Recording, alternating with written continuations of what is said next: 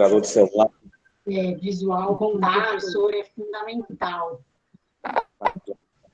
A gente saber como está chegando, se tem um músculo no olhar que a gente percebe, a gente precisa falar mais, menos, se está sendo bem compreendido ou não. Então, por favor, pediria a gentileza de mostrar realmente a cara. Legal. Outro pedido, né, Tatiana, também para ajudar, né, se vocês puderem fechar o áudio, né, fechar o som, né, do computador ou do aparelho que vocês querem, ajudar a gente a poder entender melhor a aula da Tatiana, né? Então, Gonçalo, você quer começar? Vamos. Boa noite. Eu sou o João Gonçalo Eugênio, sou da coordenação da Escola Cidadania. Aqui sou conhecido como Eugênio. Que bom que vocês estão aqui. Nós estamos iniciando a nossa 4ª atividade do ano. Já fizemos 2 lives, numa, juntamente com outras escolas de cidadania, nós apresentamos o filme Dois Paulos na Pauliceia. Também tivemos a oportunidade de fazermos a live que era consequência do conflito Rússia-Ucrânia para os países periféricos, e também fizemos uma visita na ocupação Maria Letícia, no centro de São Paulo. Então, hoje, nós estamos iniciando nossa 4ª atividade, e ela não é uma atividade normal. Ela abre o ciclo do nosso curso, que é analisar, refletir para esperançar. Nós estamos vivendo momentos difíceis e entendemos que esse era um excelente momento para abordarmos os temas que o faremos daqui para frente. E, obviamente, eu não estou sozinho nessa atividade. Por isso, eu vou cumprimentá-los, desejo boa noite para todos nós, uma bela atividade para todo mundo, e que sejamos mais que, como a professora já pediu, que a gente fique atento, que a gente mantenha as câmeras abertas e a pedido da coordenação e o som desligado, para que a gente possa ir interagindo de alguma forma. E, como eu disse, eu não estou sozinho nessa atividade, vou estar, além de outros companheiros da coordenação que estão presentes, vou estar com a Penha. Penha, boa noite, tudo bem? O som está fechado. Boa noite a todos. É um prazer estar com vocês novamente. É muito legal a gente ver que tem algumas pessoas que estão se repetindo, né? Deve ter bastante gente nova aí que não deu para a gente dar conta hoje, mas é muito legal a gente estar iniciando mais uma aula. E muito bom a professora Tatiana com a gente também. Então, a gente vai falar um pouquinho da Escola de Cidadania, né? Ela nasceu em 2016. É a Escola Cidadania de Cidade Ademar e Pedreira. Então, aqui nessa região, nós sempre sempre foi um espaço de muita luta, de muita formação popular. E ela nasceu do sonho de vários ativistas da região em dar continuidade na formação, tanto na formação dos próprios grupos de ativistas, também como na formação da população como um todo, né? Então, ela é criada com essa inspiração. A gente tem uma coordenação plural, né?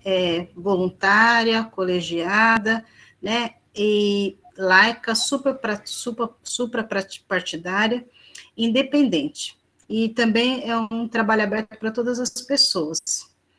Nós estivemos com atividades presenciais até 2019. Então, 2020, né, com a pandemia, aí nós assumimos esse formato online. E a gente sempre trabalha, sempre desde o início, sempre trabalhamos com temas atuais, que possam valorizar a cidadania, suscitar novas lideranças, fomentar na população um desejo de um engajamento social, é isso que a gente busca, né? A formação na escola se dá sempre através de palestras, de rodas de conversas, de visitas, como o Eugênio já falou, né, em parceria com a Unifesp, aí nós temos a certificação. Então, com a chegada da pandemia, da Covid, a gente mudou para esse formato online e a gente sentiu que perdeu algumas coisas, né? Nós perdemos essa possibilidade do encontro, né? Essa conversa olho a olho, a proximidade com os facilitadores. Então, foi muita coisa que a gente foi perdendo nesse tempo. Mas, por outro lado, nós ganhamos outras pessoas com a gente, né? Então, a gente conseguiu, com isso, nesse formato online, pessoas de outros estados, de outras cidades, estão podendo participar conosco. Isso para a gente é muito legal, porque é um desafio para o nosso trabalho, né? Para a gente querer melhorar bastante e cada dia mais melhorando. E, por outro lado, também é uma alegria porque a gente pode não ficar apenas no território, né? Mas também essa formação que para a gente é importante, as pessoas que a gente vem convidando como facilitadores ajudam muito, não só o nosso território, mas podem ajudar muitas pessoas de outros lugares nessa formação, né? E na questão também de ter uma formação em conjunto com outras pessoas, porque a gente entende que o importante não é estar sozinho, trabalhar sozinho, refletir sozinho, né? Quando a gente reflete junto com outras pessoas, a gente vai suscitando também a esperança. E é essa a nossa proposta, esse é o nosso sonho. Eugênio? Legal, obrigado. Obrigado, Penha. E avisar, inclusive, para as pessoas que agora chegaram, essa atividade está sendo gravada, portanto, e nós estamos pedindo para que as pessoas mantenham as câmeras abertas e o som desligado. Tá? E também, eu e a Penha estamos bem acompanhados. Bernardo, vou até aproveitar e brincar com o Bernardo, porque, como eu disse, isso aqui é gravado, nós teremos pessoas em outros horários. Você prefere bom dia ou boa tarde, Bernardo? Seja bem-vindo, Bernardo. Obrigado. Tanto faz, né? Vai depender de pessoas podem ter pessoas em vários fusos horários, né? Vai saber. É um prazer estar aqui nesse começo de um novo curso, uma alegria. Obrigado, Tatiana, por aceitar o convite de dar a aula inaugural para esse curso que a gente planejou para o ano. E é isso. Depois, ao longo do tempo, hoje vai ter um momento que a gente vai apresentar um pouquinho como é que vai funcionar o restante das aulas. A gente deixa isso para falar mais para frente. Isso aí. E, como a Penha disse, na verdade, a escola nasceu formado com uma experiência histórica que existe na região. Existem mais de 50 anos que seguramente se tem formação política nessa região, o que aumenta muito a nossa responsabilidade da escola, porque a escola tenta trazer esse viés. E o nosso principal objetivo é proporcionar nova formação, também formação crítica, suscitar novas lideranças e, principalmente, fomentar na população o desejo do engajamento social. Por isso que nós montamos esse curso para esse ano. Esse ano, 2022, é um ano extremamente importante para a história do país. O nosso convite, o mapa, ele simboliza a tentativa, é exatamente simbolizar a importância de que nós vivemos. E é óbvio que nós estamos vivendo momentos terríveis. E para que a gente possa entender de fato o que está acontecendo, é que o curso pede, vamos analisar, vamos refletir e, principalmente, vamos esperançar. Aquela esperançar apontado pelo Paulo Freire. E, para isso, nós vamos começar as nossas atividades com a professora Tatiana Beringer. Professora Tatiana, boa noite, tudo bem? Boa noite, tudo bem? Boa noite a todos e todas. Queria dizer que é um prazer estar aqui com vocês hoje. Gonçalo, você queria falar? O Gênio queria falar mais uma coisa? Desculpa. Sim, a professora, inclusive, aceitou o nosso convite de imediato, nós estamos super felizes com a participação dela, e ela é professora de Relação Internacional na Universidade Federal do ABC, ela é doutora em Ciência Política pela Unicamp, é autora do livro A Burguesia Brasileira e a Política Externa nos Governos do Fernando Henrique Cardoso e do Lula, e ela é militante do grupo... qual que é o seu grupo mesmo, professora? Desculpa. Consulta Popular. Consulta Popular. Então, com a Tatiana, nós vamos iniciar a atividade, a aula agora, e o que nós combinamos? Nós faremos o seguinte, ela terá um intervalo de 40 minutos de exclusivo de fala dela. Nesse intervalo, até nós gostaríamos que vocês, à medida que percebessem alguma informação que achasse importante, que quisesse tirar alguma dúvida ou alguma contribuição, que nos apresentasse pelo chat, para que nós já pudéssemos ir registrando. Então, nesse intervalo, enquanto ela fala, nós podemos já ir fazendo isso para que a gente anote e, se possível, vamos tentar já respondendo. Depois nós teremos um intervalo para que todos possam assinar a lista, nós vamos falar um pouco sobre o curso, e depois retornaremos com a participação de todos da sala, e ela depois vem respondendo ou abordando as contribuições que aparecerem. Tá bom assim, gente? Eu não sei se eu me fiz claro, tá? Mas é para que a gente possa seguir adiante. Tatiana, nós estamos aí no horário. Você, por favor, fique à vontade. Obrigada. Bom, então, dizer que é um prazer, fico muito feliz de ver aí mais de 35 pessoas numa noite de sexta-feira, interessadas em refletir, em pensar, em lutar, né? Acho que é disso que o Brasil e o povo brasileiro precisa, de pessoas engajadas, comprometidas, que queiram aí lutar por um Brasil mais justo e igual, né? E para isso é muito importante mesmo que a gente faça momentos de reflexão, de formação, né? Para que essa energia também gasta, né, e empreendida nas lutas, elas tenham um direcionamento claro, que a gente saiba para onde a gente quer caminhar, né, o que é que está acontecendo, para onde o mundo está indo, né? E aí eu fiquei com esse desafio, então, né, desafio de, primeiro, abrir um curso, que você tem que garantir que as pessoas vão começar a gostar, vão falar, tá legal, pensaram bem, né, estou entendendo o que eu vou fazer aqui, e de trazer um tema que muitas vezes as pessoas acham que não tem a ver com a sua vida, o que é uma coisa muito distante. Nossa, nós vamos falar lá do internacional, o que está acontecendo. Às vezes criou-se também uma ideia de que é muito chique falar sobre isso. Então, eu vou tentar aqui o desafio de mostrar para vocês um pouco mais a simplicidade disso, assim, o quanto isso nos toca também, o que é que nós estamos falando, né? Então, eu vou fazer aqui, primeiro, dizer para vocês de onde eu parto, acho que isso é sempre importante, né?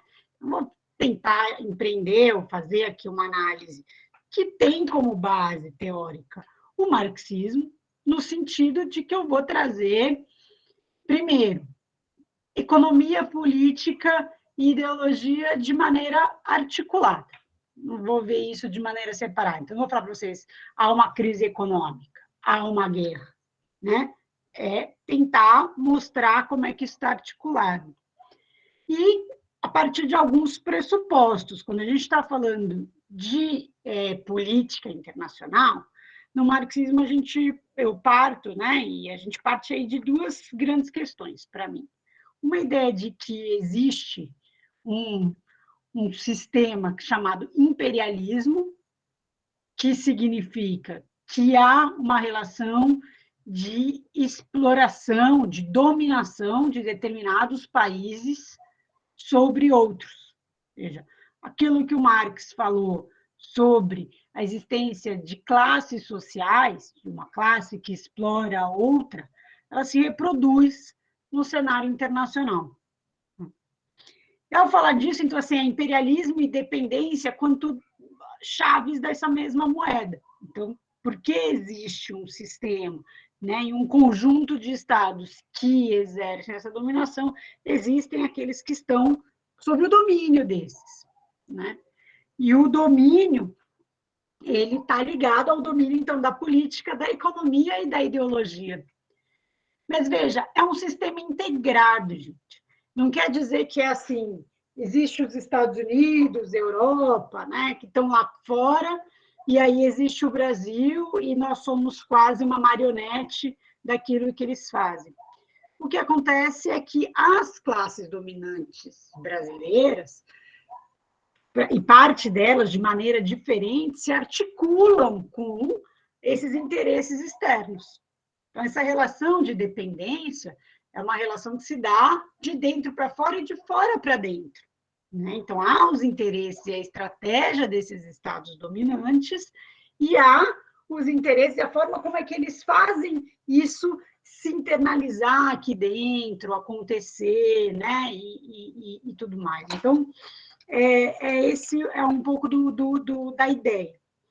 E aí, a gente parte de dois grandes pressupostos. Um é que vivemos sob a égide de um imperialismo americano, ainda que em crise, né? Então, assim, estar em crise não quer dizer que ele está terminando, né? Quando existe uma crise, pode ser que esse Estado vai tentar se recuperar e aí ele vai ser mais ofensivo, ou seja, ele vai tentar formas maiores ainda de exercer o domínio. E ele está em crise por vários elementos, pela forma como ele se constituiu enquanto imperialismo e porque surgiram novas potências que estão desafiando o seu poder. Nessa ideia também de pensar o imperialismo não como algo dado, veja, como a luta política, ela está sempre se refazendo, se rearticulando, né? E as questões, as contradições vão surgindo. E também que é isso, apesar de existir um domínio e um papel preponderante dos Estados Unidos, não quer dizer que não existam lutas e disputas, mesmo entre eles e os seus aliados, como a União Europeia, como Japão e demais estados que estão dentro do que a gente chama aí de uma aliança grande entre, né, esses estados imperialistas, mas que eu acho que eles têm conflitos. Por que nos interessa saber esses conflitos? Porque, primeiro, você tem que conhecer bem esse inimigo e como ele, né, tem essas contradições, esses conflitos, para a gente saber como você pode atuar. Qual é a brecha que eu tenho aqui? Como é que a gente se organiza? Então, de antemão, eu diria assim, esse é o inimigo número 1 da classe trabalhadora dos povos do Sul. O imperialismo americano. Especialmente da América Latina. Porque os Estados Unidos ele vai surgir até enquanto imperialismo, né? Vai se tornar uma grande potência por passar a exercer uma relação de domínio aqui, no qual garantiu acumulação de capital para ele, né? Garantiu um território, recursos naturais estratégicos, né? Então, quando a gente fala ali de América Central, né? Aquela parte do Caribe, de América Central, por exemplo, eles são regiões produtoras de frutas, né, e de bens agrícolas, que os Estados Unidos têm a sua própria empresa lá, né, e controla a produção e importa para si, né, para o seu mercado interno. E vai fazendo isso não só controlando a economia, mas tendo bases militares, garantindo seus governos aliados. Então, é isso. Como é que essa relação toda vai se construindo? Na América Central, essa relação ela tende a ser um pouco mais, digamos assim, facilitada pela proximidade, pela fragilidade da economia desses países. E aqui na América do Sul, ela depende muito da posição do Brasil, e que não é... O Brasil ele ocupa aquela posição um pouco intermediária, né? É um país dependente, uma economia dependente, um Estado que tem laços de subordinação, de fragilidade, de dependência, mas tem um mercado interno muito robusto, um território grande, uma população grande, passou por um processo de industrialização, então fica nesse meio de campo no qual ele pode jogar e tentar ter uma posição de maior autonomia ou margem de manobra, como eu prefiro falar, em relação ao imperialismo, em relação à região. Né? Dito isso, então, essa primeira questão, eu vou trazer um outro elemento, que é como é que esse imperialismo está e se organiza e tem se organizado. Né? A primeira coisa que o imperialismo americano fez, pós-Segunda Guerra, foi o que a gente chama de internacionalização produtiva, que é levar parte da sua produção para se instalar nestas formações sociais dependentes, porque via que tinha mais acesso a recurso natural, porque tinha mão de obra mais barata, e instalou parte da produção. Mas, veja, ele ainda controla as sedes dessas empresas, controlam, né, a produção, controlam o que se chama propriedade intelectual, que é o direito mesmo pago por aquela descoberta. Né? Então, pensar num computador da Apple, você tem ali um royalty, um imposto, né, grande que essa empresa vai sempre receber, que é a propriedade intelectual por ter desenvolvido aquela tecnologia. Então, a despeito de acontecer parte da produção fora, né, isso é muito remetido aos Estados Unidos. Eles controlam a inovação, né, a ciência, a tecnologia embutida naquilo, e a maior parte do lucro. Né? Esse foi o primeiro elemento. Mas depois, isso nos anos 70, esse modelo, né, e que era também um modelo de como se organizava internamente as sociedades europeias e os Estados Unidos, eles entram um pouco em crise. Né? E essa crise leva à instauração de um modelo de produção, de acumulação e de organização da vida, isso que eu acho que é importante, que é o chamado neoliberalismo. O que foi o neoliberalismo? Antes, então, entre o final da Segunda Guerra, que é 45, até 75, né, era quase como se fosse um pacto produtivo. Né? É um pacto produtivo que vamos investir na produção industrial, gerar empregos, e o Estado vai intermediar isso também, que além dos salários, o Estado vai garantir isso nos Estados Unidos e na Europa, né, gente? Aqui a história é outra. Vai garantir o que a gente chama de políticas sociais, né, que são uma forma de distribuir o lucro produzido via o Estado. Então, você cobra tributos das empresas e garante para o conjunto dos cidadãos, né, da classe trabalhadora, algumas políticas sociais, principalmente, né, política de saúde, de educação, transporte, né, que ficou chamado aí como estado de bem-estar social. Só que isso, você cria uma crise de superprodução, que não tem mercado, sobretudo no Sul, porque nessas formações sociais dependentes, no Brasil, na América Latina como um todo, para absorver isso. Porque os salários são baixos. Né? E essa crise toda leva, vamos ter que reorganizar. Qual é a primeira coisa que eles vão fazer? Né? Primeiro, você vai deslocar a hegemonia, que era, então, da indústria, para o que a gente consegue falar, e tem falado muito, que é o capital financeiro, né? Ou as finanças. Isso se faz de muitas formas. Né? O que significa essa mudança? Só que, além disso, para fazer isso, veja, o que um banco gera de emprego? Né? O que é esse capital financeiro, que é quando a gente fala ação, os fundos de pensão, uma seguradora, né? O que eles geram para a sociedade como um todo? Muito pouco. né? Eles geram lucro sobre lucro. Então, eles não têm a produção mesmo de mercadoria e mesmo de empregos.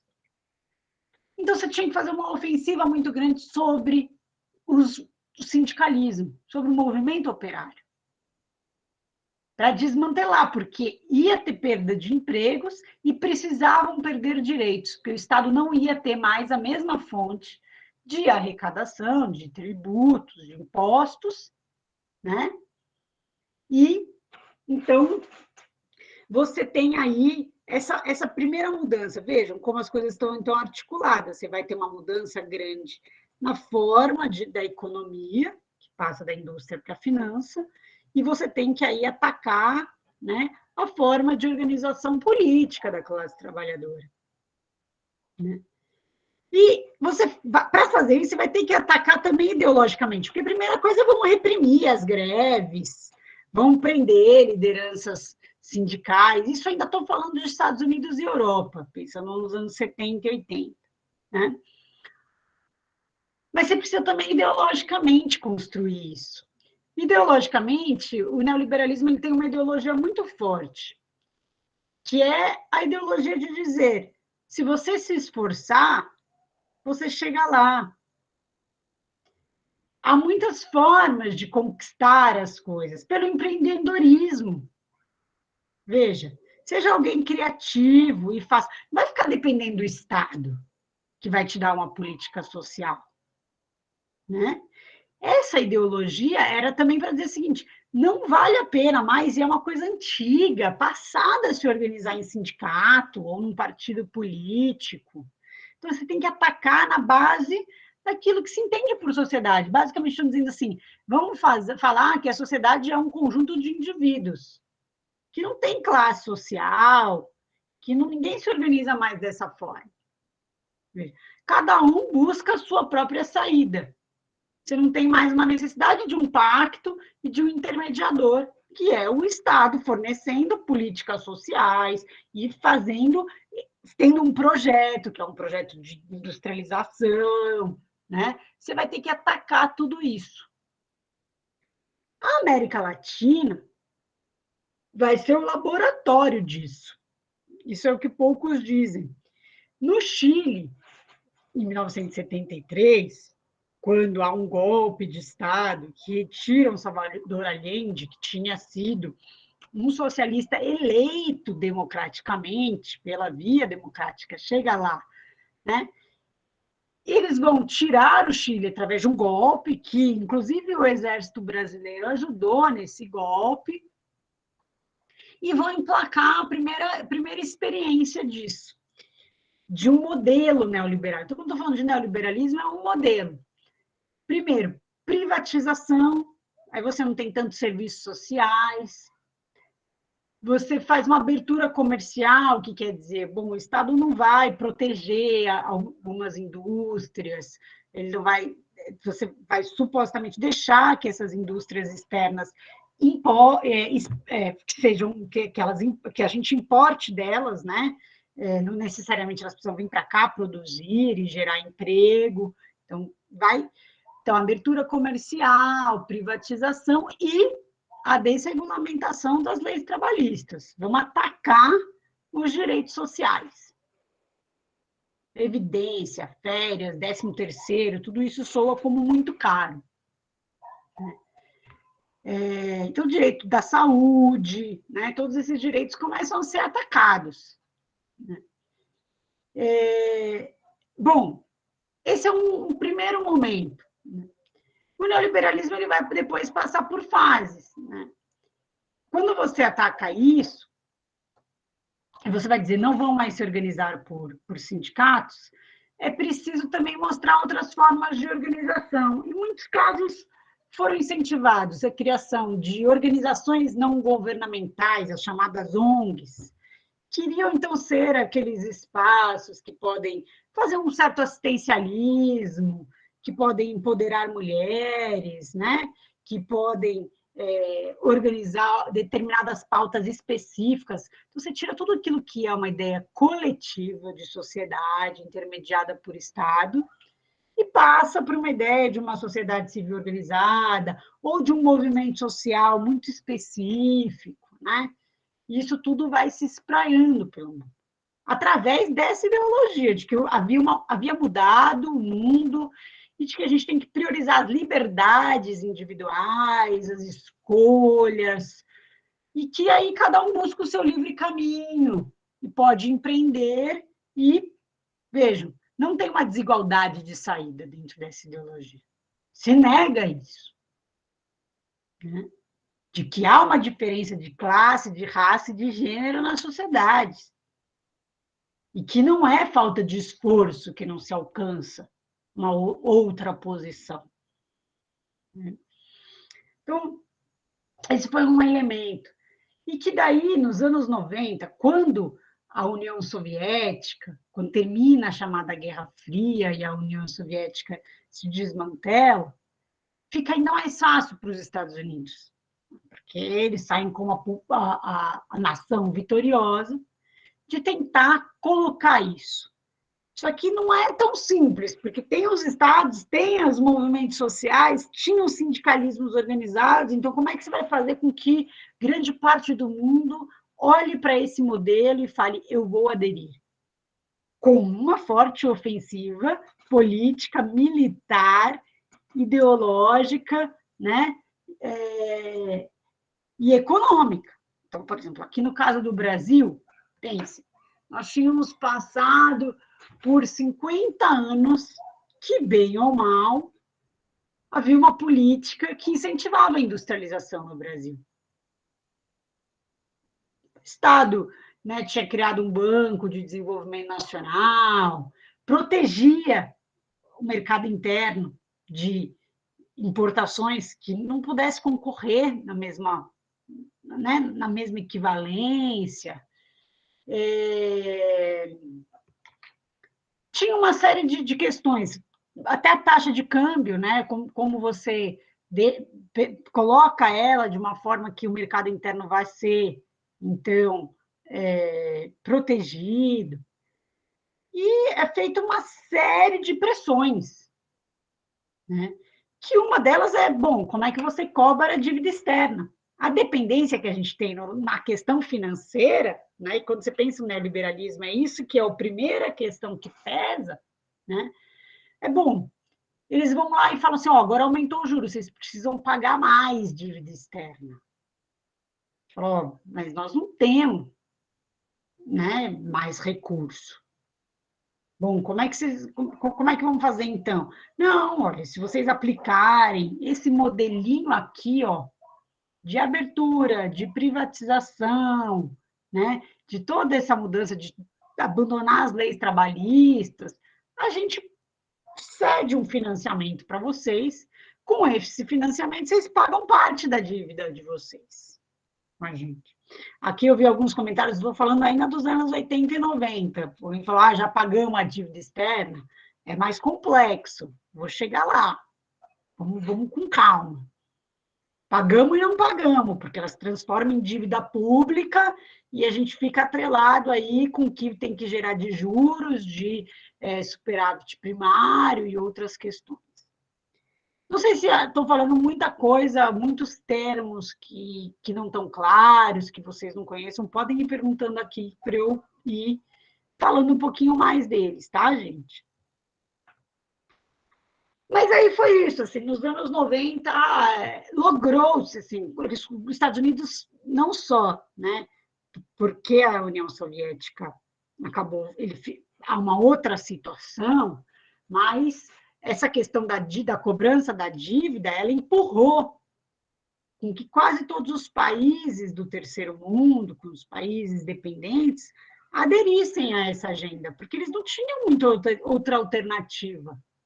Você tem uma dívida, você tem uma crise econômica e social, o Brasil, todo mundo lembra, né? Nos anos 80, fica ali com uma alta inflação, muito desemprego, e era isso, como é que você se recupera? Bom, precisamos resolver a dívida, basicamente vem algo assim que te fala, ó, ou é isso, ou é isso, ou é esse pacote aqui inteiro, e a gente supostamente se modernizaria, ou não tem saída para essa crise. É ali que se elege Fernando Collor. E os anos 90 vai ser isso. A Argentina, por exemplo, vai aderir a esse pacote de uma maneira... Ela já tinha, no começo da ditadura dela, aderido ao neoliberalismo, isso já destrói grande parte das indústrias argentinas, dos seus processos, e nos anos 90 vai aderir de uma maneira tamanha que em 2001 a Argentina quebra. Vários presidentes, consequentemente, eram eleitos e não conseguiam resolver, porque essa questão da dívida só foi piorando. Porque o que aconteceu? Se resolveu-se dívida com mais dívida ali, né? Então, bom, vamos pegar o empréstimo do Fundo Monetário Internacional, a gente paga a dívida que a gente tinha com bancos privados dos Estados Unidos, pagamos algumas outras coisas, mas abrimos a nossa indústria. Aí, veja, o Estado não arrecada mais. Aí você fala, então a gente tem que diminuir, né, os salários. Aí o povo não consome mais tanto, o PIB diminui. E assim o bolo ia aumentando. As insatisfações foram surgindo. E os Estados Unidos eles tinham um projeto muito claro, que era criar uma área de livre comércio das Américas, eles chamavam. Que era basicamente consolidar esse projeto neoliberal. Falar, vamos homogeneizar e garantir leis que vão proteger, que a gente mande fábricas mesmo se instalarem na América Latina, que a gente tenha acesso a todas as empresas públicas, aos serviços públicos, vamos financiarizar ali toda aquela economia, né? Numa supostamente área de livre comércio, né? E garantimos aqui o nosso território e o crescimento, a hegemonia, de fato, do nosso império. Mas o que acontece com isso? Foi se percebendo na América Latina que, bom, a indústria nacional estava quebrando, desemprego aumentando, menos serviços sociais, inclusive a classe média tendo que pagar por convênio de saúde, por várias questões, né? E começam a surgir movimentos que vão ser de dois lados, tanto das burguesias, a Fiesp vai falar, nossa, tá demais, e esse negócio aí de Alca começam a perceber, olha, talvez seja muito, né? Em alguns países com lutas mais fortes e outras com lutas menores. Então, a América Latina foi também, ela é a experiência do neoliberalismo, desse modelo, então, que muda a concepção de vida, que coloca aqui a financiarização, que o empreendedorismo, que o individualismo, que a livre concorrência são os melhores modelos, que o Estado deve ser abandonado. Eles falavam muito que era o fim do Estado, era o fim das classes sociais e o fim do Estado. Mas não era o fim do Estado, porque o Estado tinha que organizar todo esse capital financeiro, toda essa internacionalização, o Estado organizava. Era o fim do Estado para a classe trabalhadora, para as políticas sociais, né? E aí começam a surgir lutas, né? A primeira grande luta na América Latina foi na Venezuela. Uma luta ali em 1992, que se elevam e falam, olha, tá demais, não queremos isso. A liderança desse movimento é presa, que era o Hugo Chávez, e quando chega em 98, ele consegue se eleger presidente. E o Hugo Chávez tinha uma característica diferente do que foram todos os outros líderes da América Latina nos anos 2000, que ele vinha do exército. Isso contribuiu para que ele conseguisse levar por mais tempo. Mas incomoda muito, porque o que ele fez, sobretudo? Foi nacionalizar o petróleo. Pegar todo o recurso do principal recurso natural e ter como uma empresa pública. E aí ela geraria políticas sociais que distribuiriam melhor essa riqueza produzida. E foi isso, foi uma experiência também de uma democracia participativa, de criar plebiscitos referendos, que o povo fosse votar, experimentar e discutir política, que era chamado círculos bolivarianos. Então, em cada bairro, em cada espaço, poder distribuir. Bom, os Estados Unidos olharam e falaram, nossa, se esse negócio aí, se essa moda pegar, nós estamos lascados. Aí, em 2002, eles tentam um golpe e tiram o Chaves um dia do palácio mesmo. Está num filme que chama A Revolução Não Será Televisionada, para quem quiser ver. E a Argentina, como eu falei, já tinha quebrado e vários movimentos que chamavam os movimentos dos piqueteiros, que as pessoas iam com panelas às ruas falar, a gente quer comer, a gente não aguenta mais pagar essas dívidas e esses recursos, não tem um projeto. Então, o clima foi mudando na América Latina.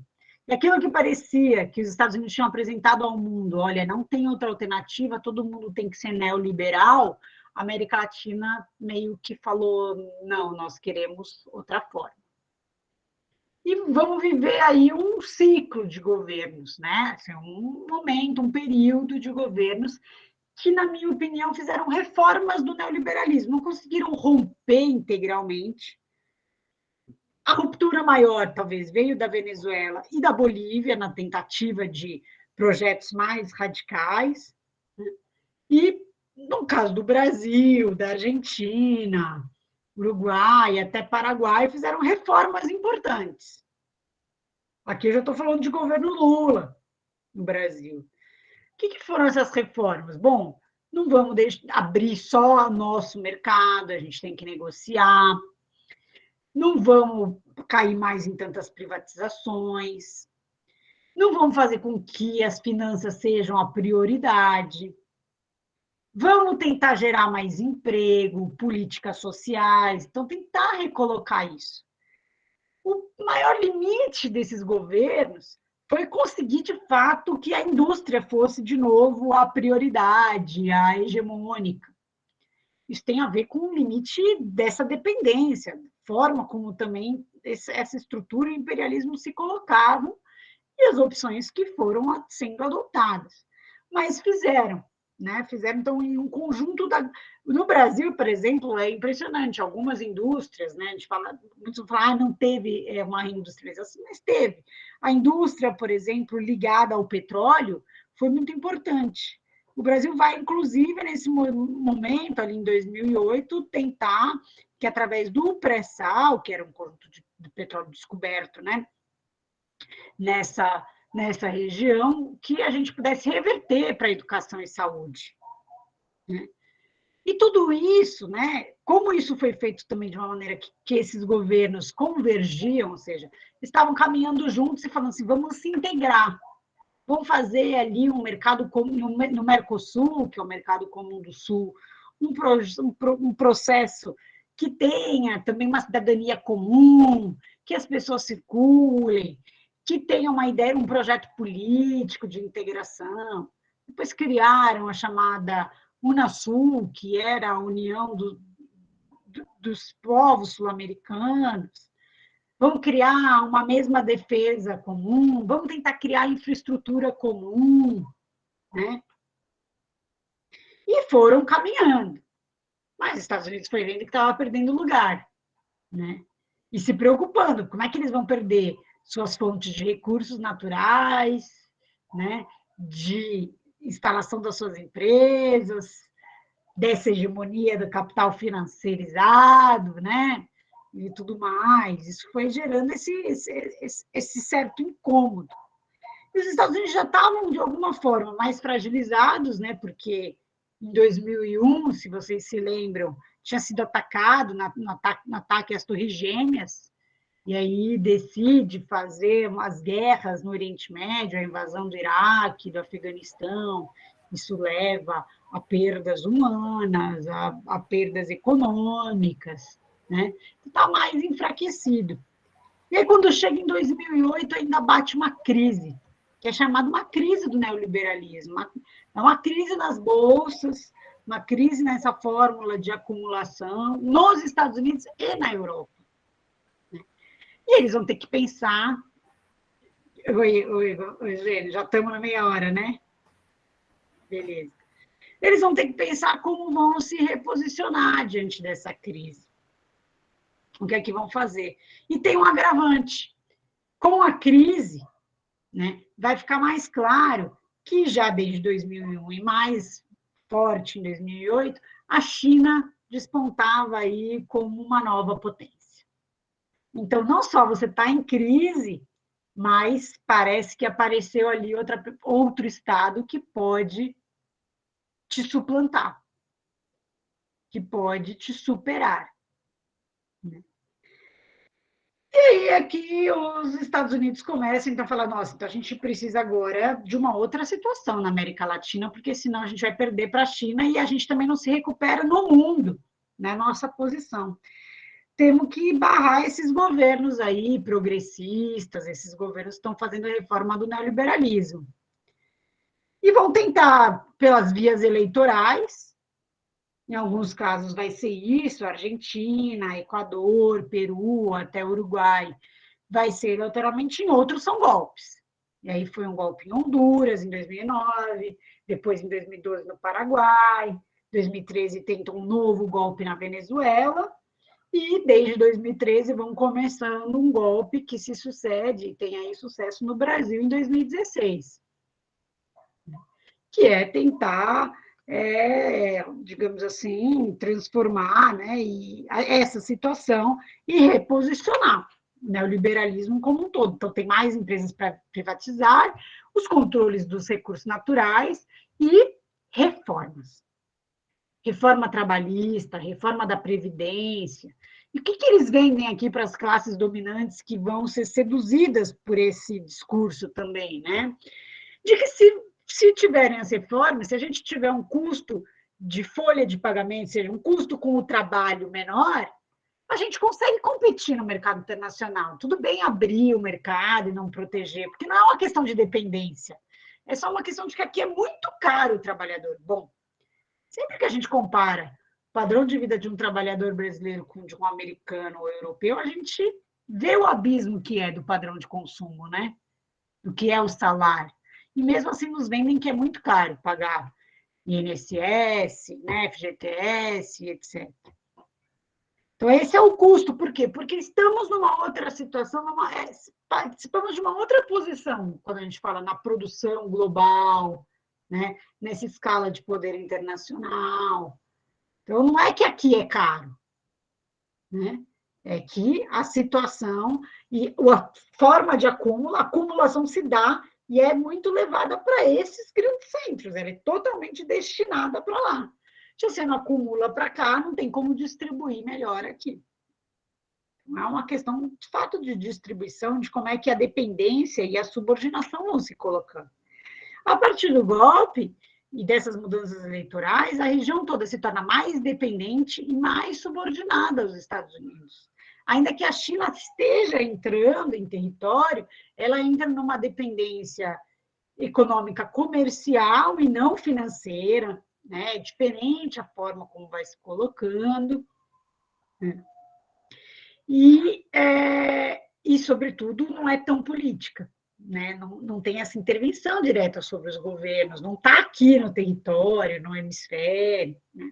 Tem contradições que a gente vai precisar negociar. Precisamos saber para onde queremos ir, que projeto a gente quer ter, né? Mas muito bem. E, novamente, a América Latina, como isso é muito interessante de avaliarmos. Aqui eu estava falando para vocês dessas novas eleições, do processo de golpe em 2016. Agora nós estamos em 2022, 6 anos se passaram. Alguns golpes foram mais recentes, né? Da Bolívia em 2019. Mas as reações também vieram, né?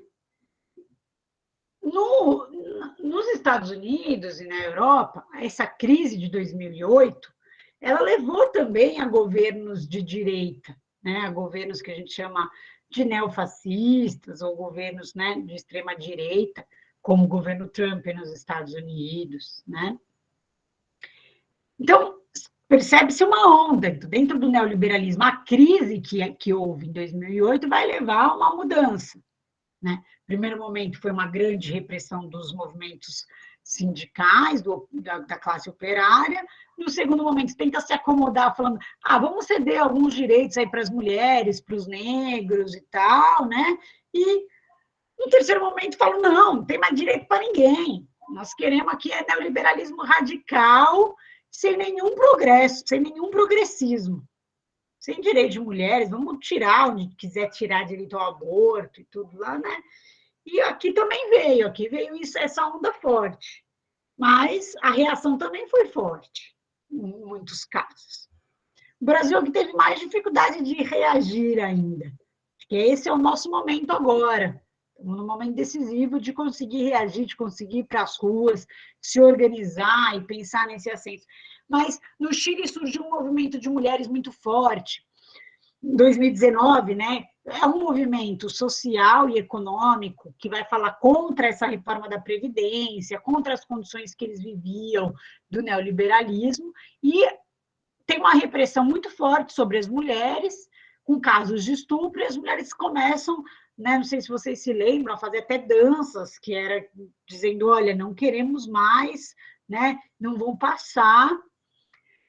Na Argentina também, né, vão surgindo movimentos de trabalhadores e de mulheres, no Brasil também um movimento negro, né, que vai aí se reposicionando. O primeiro deles que chamou a atenção foi o governo do México, do López Obrador, que está ali perto dos Estados Unidos, tem muita dificuldade de se colocar contrário, mas tem feito ali uma luta. Fala, não vou participar de uma reunião que os Estados Unidos convoquem, né? E tem feito as suas resistências em torno disso. Depois, né, eu acho que a Bolívia mesmo passa por um golpe, depois consegue eleger um governo à esquerda, que era um governo que era ainda aliado ao governo de Evo Morales. A Argentina fez o mesmo movimento, elegeu Macri, né, que era um governo neoliberal, e, em seguida, no governo seguinte, 2020, elege Alberto Fernandes. Né? A Colômbia, recentemente, também elegeu um governo de esquerda. Né? Então, parece que estamos caminhando aí para um outro momento que poderia e pode vir um ciclo de governos de esquerdas, né? De governos progressistas, que eu acho que tem aí algumas características que eu vou dizer para a gente pensar, né? Que vão depender, para esse ciclo se fortalecer, para que ele seja de novo um novo momento, depende muito do papel do Brasil, depende das eleições que a gente vai ter aqui no Brasil, para que a correlação de forças fique mais favorável, né? Que a maioria já dos governos sejam, né, e tenham convergência. Me parece que é isso. Os desafios são o seguinte: pensar em como derrotar o neoliberalismo. Muitos deles têm limites quando se colocam nesse campo. Então, a Argentina tem ali uma dívida externa ainda, né, com o FMI, que hoje já não é o caso do Brasil, mas a gente tem os títulos da dívida que nos deixam amarrados à política de juros, a mantermos juros altos. Juros altos é muito ruim porque a indústria não consegue investir. Né? Então, você não consegue gerar muito emprego porque a taxa de investimento é muito alta. Tem que pensar nessas questões. Superávit primário é outra coisa, que significa o Estado não pode gastar mais do que arrecada. Primeiro, já está errado em falar que o Estado está gastando, porque não é gasto. O Estado sempre investe, porque aquele dinheiro que ele joga numa política pública ou que ele joga mesmo num crédito, ele vai gerar, né, mais essa economia, vai gerar empregos, né, e vai aí garantir, de fato, o seu papel, né, de intermediador dos conflitos e tudo mais. Mas nesse ciclo, acho que tem, então, sobretudo, que pensar o que são as bandeiras antineoliberais, né, que combatem o papel das finanças, que podem gerar empregos, que podem gerar industrialização, né, que não fiquem só numa reforma do neoliberalismo, que destruam ele, que coloquem um outro processo, um outro projeto, uma outra inserção internacional, que a gente não seja nem dependente dos Estados Unidos e nem também da China, né? Então, o que é esse projeto? Né? E qual é essa? fica muito claro que qualquer projeto de desenvolvimento é importante que seja integrado com os demais países da América Latina. Ou seja, qual é a integração que a gente pode fazer? Né? Como que a gente faz uma integração reunindo o povo? Que o povo se sinta parte dela. Não é essa coisa distante. O que é o Mercosul? Peraí, que não estou entendendo. Né? Bom, você tem que fazer intercâmbio dos estudantes poderem estudar lá e aqui, né? Tem milhares de coisas para a gente pensar a partir disso.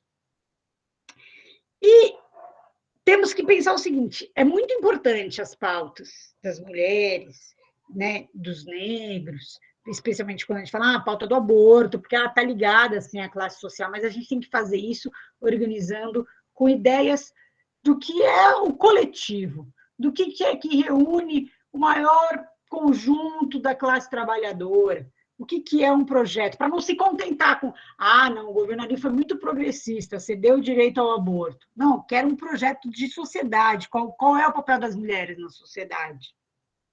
Né? Como é que vai tirar a mulher da dupla carga de jornada que ela exerce?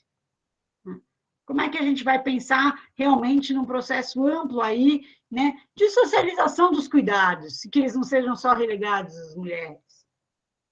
E eu acho que tem um desafio grande que a gente tem pensado aí, né, visto muito, é a questão de como é que a gente compatibiliza desenvolvimento com sustentabilidade ou com a preservação do meio ambiente. Estou pensando aqui no caso da Amazônia e de outras questões. Veja, é muito importante para o desenvolvimento que a gente tenha, de fato, energia como hidrelétricas.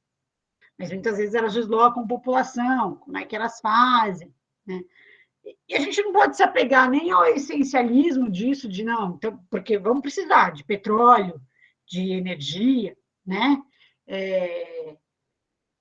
E precisamos pensar em como, né, valorizar, incorporar e respeitar os povos originários, aí que estou falando dos indígenas, quilombolas, ribeirinhos, né? Isso é um desafio também para a América Latina, porque talvez no ciclo chamado de Onda Rosa, ali, né, com os governos Lula, Kirchner e tudo mais, essa atenção não tenha sido dada. Né? Então, primeira atenção, o que é uma agenda antineoliberal, como superá-la, e como que essa agenda reúne os desafios aí de classe, raça, gênero e meio ambiente, natureza, né? Acho que são um pouco dessas questões que estão colocadas numa situação de mundo muito adversa, né? De guerras, conflitos e acirramentos, mas que acho que também, nesses momentos, é que abrem vácuos.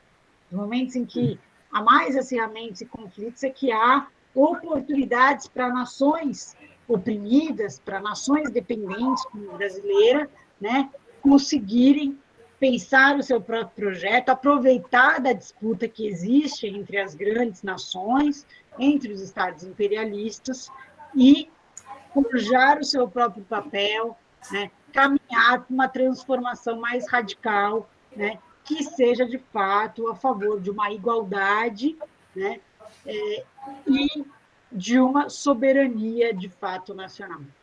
Acho que é isso. Desculpa se me alonguei demais, Eugênio. Não, Tatiana, foi muito legal, tá? Foi ótima a contribuição, de fato, esse, como você disse no início, é um assunto para lá de longo, né? Nós ficaríamos aqui, aliás, nós brincamos na coordenação que só esse tema daria um curso, né? Então, foi ótima a sua contribuição, que bom. Bom, vamos então entrar na segunda parte, e pelo que eu vi, contribuição pelo chat, me parece que só a Giovana apresentou, e a nossa ideia é para que depois também abrir o microfone para as pessoas. O que nós vamos pedir é que sejamos o mais breve possível, que a gente faça um comentário de no máximo 1 minuto, para que mais pessoas possam participar. Isso logo depois do cafezinho ou da água, conforme nós combinamos, né, que agora todo mundo tem direito, a Tatiana tem direito de tomar um copo de água, e nós vamos aproveitar para conversarmos um pouco sobre o curso, tá bom? Bernardo, por favor. Ok. Obrigado, Tatiana, pela aula. Excelente.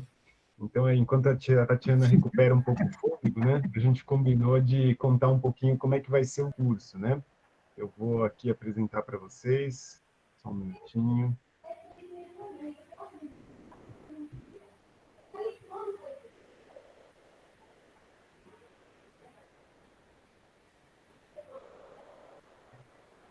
Só um minutinho que as nossas internets estão bem lentas hoje. Espera aí.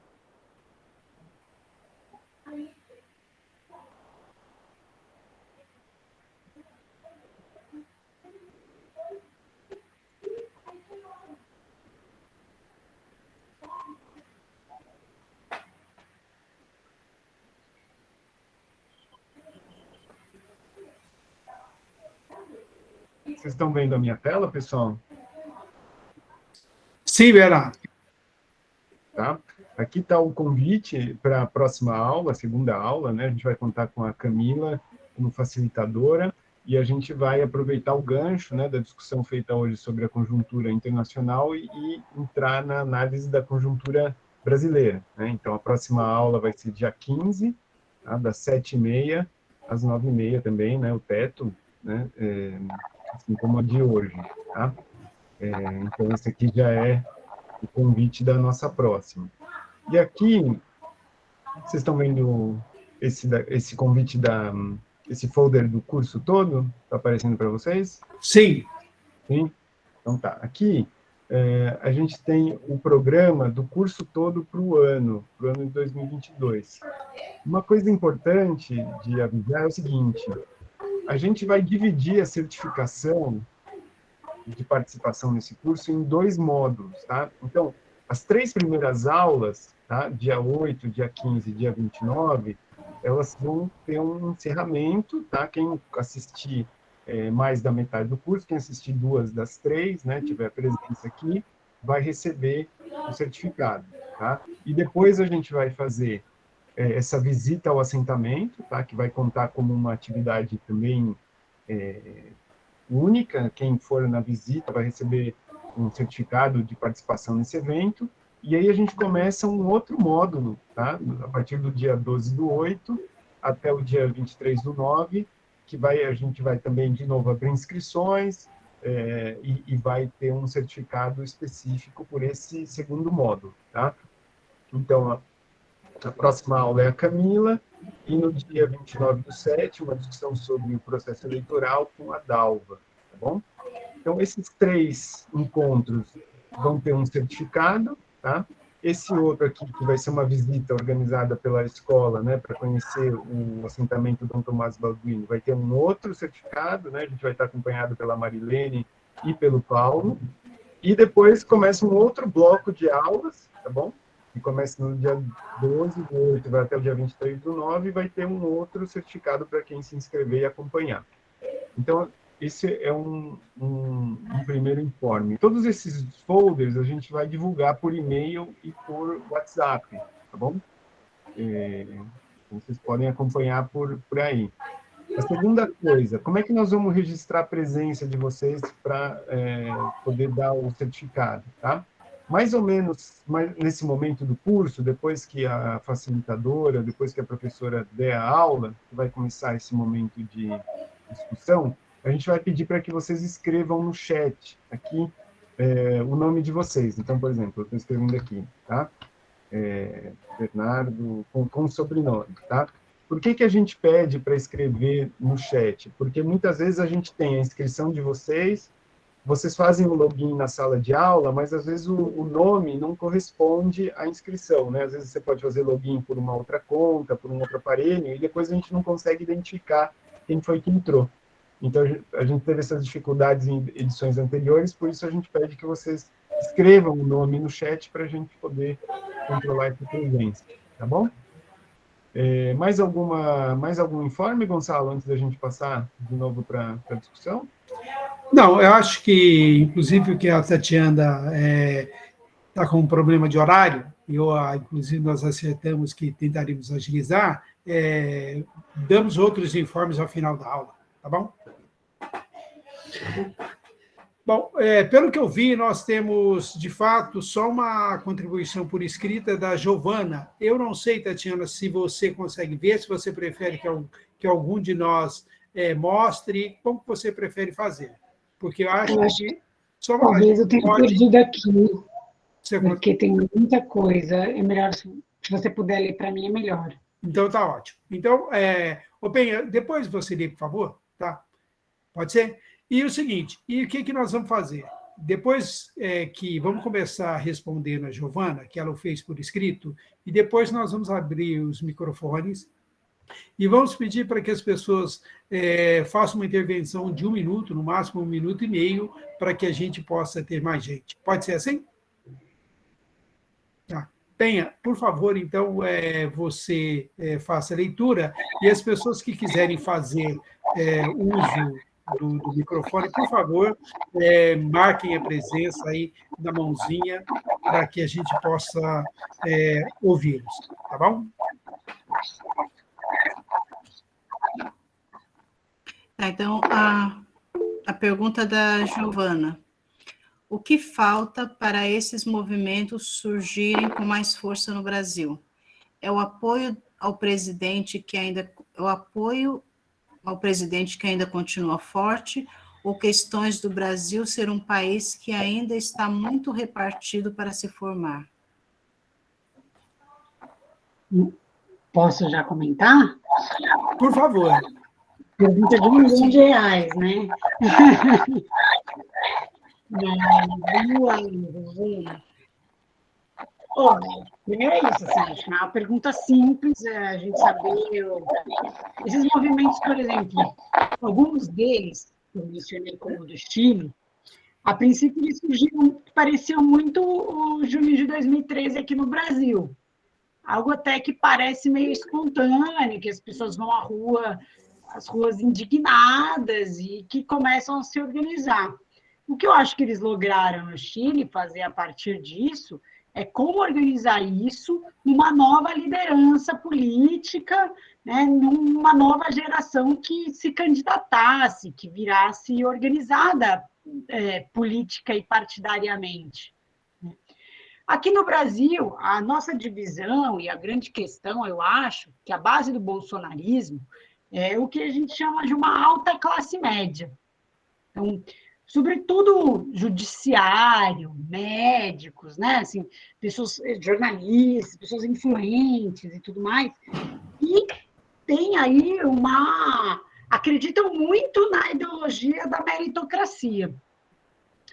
Né? E, ao acreditar nisso, na ideologia da meritocracia, que com esforço a gente chega lá, que está muito na base do que eu falei do neoliberalismo, né? Então, assim, são contra umas políticas de cotas, são contra quaisquer políticas, porque eles acham que isso diz respeito ao esforço daquele que pode ascender, e que tem que ascender socialmente pela educação, por outras questões. E esse setor ele é muito conservador e reacionário. Por isso que ele é a base do bolsonarismo, nesse sentido do elitismo, da xenofobia, né, do racismo que exprimem. Essa é uma questão muito importante, assim, de como é que se faz. A segunda questão é isso, como organizar o povo se os sindicatos estão tão enfraquecidos, se os movimentos, se os partidos, né? Então, acho que o Brasil conta, né, com essa grande liderança que é o Lula, que foi preso em 2018, então, assim, também, né, a gente tem que pensar que o Bolsonaro consegue se eleger porque há um conluio, uma questão que leva à prisão do Lula, mas ainda carece, eu diria assim, temos muitos desafios para a esquerda para a gente pensar algo mais de longo prazo, como eu falei aqui, sabe? De o que é a juventude se reorganizar, o que é o povo se organizar, como é que a gente fortalece esses instrumentos de luta, de sindicatos, de partidos, com formação, para pensar mesmo um projeto de nação, tá?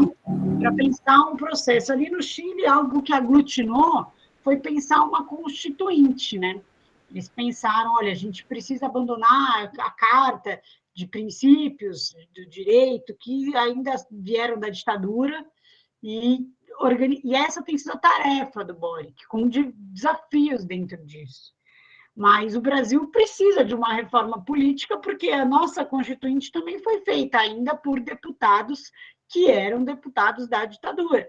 Não é que a gente não conseguiu resolver grande parte das nossas questões. Então, a gente tem um sistema político muito frágil, que leva à formação de alianças, de coalizões, a não ter fidelidade partidária, há várias questões. Então, assim, os problemas do Brasil são muitos para a gente conseguir isso.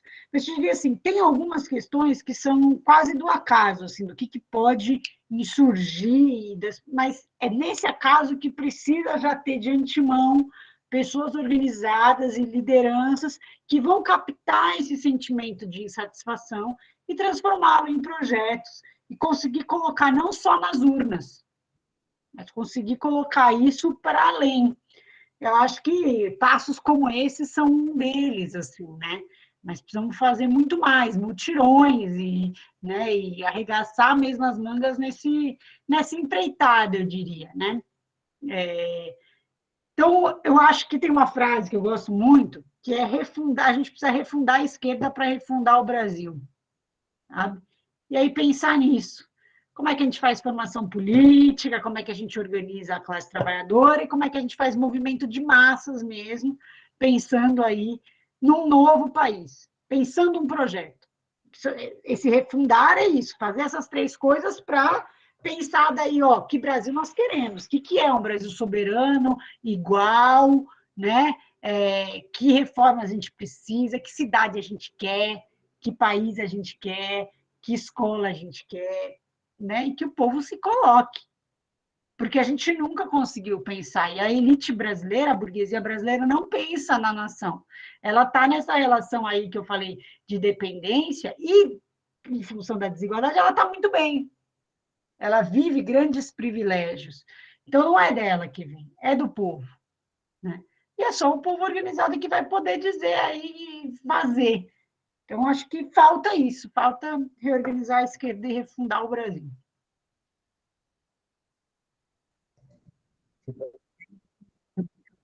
Eugênio, seu microfone está desligado. Me desculpa, obrigado. Nós temos 3 pessoas que que querem fazer uso da palavra. Nós temos a Angelita, nós temos o Mauro e o Aguinaldo. Você prefere ouvi-los de uma vez ou separados? Acho melhor, vamos fazer um bloco. Acho que a ideia também é o dialogar, né? Não queria me sentir tanta professora aqui com vocês, não. São questões agora que nem todo mundo tem, a gente constrói junto, então não sintam que vocês estão falando, eu não tenho todas as respostas, né? Então, queria mais ouvi-los também, dialogar. Então, legal, tá bom. Podemos fazer essa rodada com os 3 e aceitar novas inscrições, Tatiana? Pode ser? Então é o seguinte, gente, vamos ouvir os 3 e vocês fiquem à vontade aí para se inscreverem para também contribuírem, tá bom? Vamos ouvir, então, a Angelita primeiro. Angelita, boa noite, tudo bem? Por favor, que bom que você está com a gente. Oi, boa noite. Então, nem é pergunta, né? Eu só vou tentar fazer aqui um comentário e dizer assim que eu fico cada vez mais desanimada, sabe? Porque parece que não tem jeito das coisas mudarem, né? Eu fico com essa impressão, né? Aí a professora Tatiana acabou de falar agora, né? Uma forma da gente estar tentando derrotar esse neoliberalismo seria, sei lá, talvez mexer na Constituinte, não sei se foi assim que eu entendi, professora, ou refundar o novo país, reorganizar a esquerda, né? E assim, nós evoluímos tanto, eu vejo as pessoas discutindo mais política, mas ao mesmo tempo, tem um retrocesso tão grande, né? Não está acontecendo mais a coletividade. As pessoas estão cada vez mais afastadas, cada um olhando para o seu lado. Não existe mais essa questão da coletividade, né? Você colocou aí na questão do neoliberalismo, né? A questão das privatizações, né? As leis trabalhistas, os direitos adquiridos que nós perdemos, os sindicatos que foram se desfazendo, né? E as pessoas foram se afastando de tudo. Elas têm mais informação, sabem que muita coisa você se consegue no coletivo, porém elas se afastam cada vez mais e não querem saber não quero discutir, não quero saber, eu quero ver o meu lado, e isso vai desanimando, né? Eu fico, assim, extremamente desanimada, porque a gente só está vendo perdas, né? Enfim, eu não vejo uma luz no fim do túnel, sabe? A gente fala, por exemplo, hoje a gente tem tanta informação sobre a questão do racismo, e o que você mais vê é agressividade, e mais agressividade, e mais pessoas racistas se mostrando, né? Com tanta informação que a gente tem, com leis que você tem acerca de racismo, acerca da homofobia, e o que mais acontece são agressões em cima disso, né? E aí veio a questão do bolsonarismo, que está, assim, dividindo. Eu estou horrorizada, por exemplo, com alguns parentes meus que se afastaram de mim, né, por conta de ideias diferentes, porque eles são bolsonaristas e eu não sou bolsonarista, sabe? Então, assim, eu venho desanimando, porque parece que eu não vejo mudar, eu não vejo mudança, e fico desanimada, né? Eu estava vendo ontem, por exemplo, o comício do Lula lá no Rio de Janeiro, né? Ali na Cinelândia, e aí o Lula tendo que estar fazendo comício com o colete à prova de balas, teve um atentado quer dizer, o princípio de um atentado, não foi bem um atentado, mas foi, de certa forma, né? E por conta de um maluco, de um doido que colocou algo lá, e aí você teve desculpa o termo, mas o retardado do presidente falando numa live, colocando algumas insinuações, assim, estranhas, que você fica, assim, pensando, de repente tem um maluco ouvindo o que ele fala assim, parece que eles estão só esperando, ele dar um toque para um maluco sair aí atirando em todo mundo, porque não compartilha das ideias dele, sabe? Enfim, gente, eu não sei se eu tô pirando, mas eu tô desanimando com isso, e eu acho que eu também tô acabando pirando com esse povo aí. É isso, esse comentário que eu queria fazer. Tá certo, Angelita, muito obrigado. Mauro, por favor. O Mauro é um dos coordenadores da escola. Mauro, boa noite, tudo bem? Boa noite a todas e todos. Boa noite, Tatiana. Tatiana, a minha pergunta ela é um pouco problematizando essa questão da América Latina do ponto de vista da ascensão e queda dos governos, né, populares, quando não tem uma sustentação efetiva no meio da população, ou só se elegem, né, ou por vezes se elegem através do voto, não é?